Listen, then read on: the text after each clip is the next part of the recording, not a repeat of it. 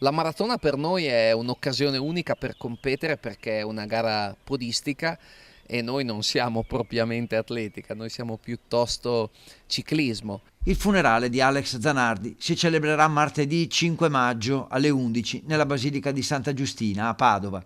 Un esempio per tutti gli sportivi, un punto di riferimento per la sua capacità di cadere e rialzarsi. La scomparsa di Alessandro Zanardi, anche per questo, è un pugno nello stomaco per tutti gli italiani.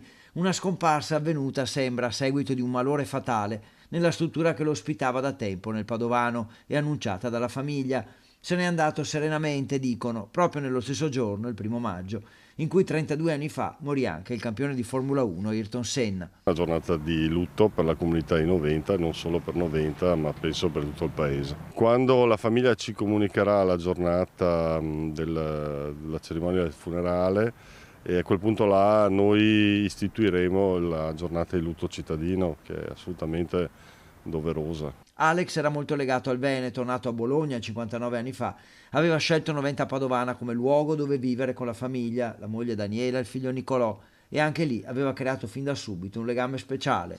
Poi in bicicletta che andavo a Drio, io correvo forte no, e allora che dicevo piano che mi ti vengo Drio, sì, io rallentava, lo trovavo anche sui colli. Lo conoscevo perché lo vedevo parecchie volte circolare.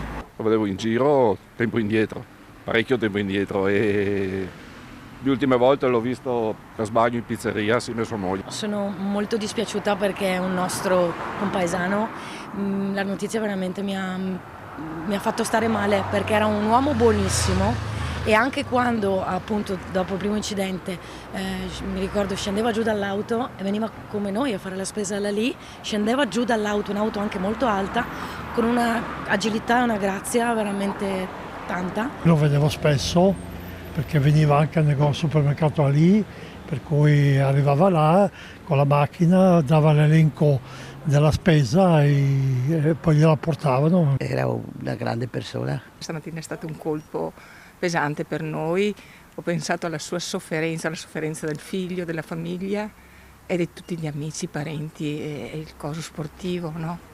Abbiamo perso un grande qui a Noventa. Quando facevo il banchetto davanti al supermercato ci siamo confrontati, che avevamo naturalmente idee diverse, sull'accoglienza diffusa dei profughi. Persona meravigliosa,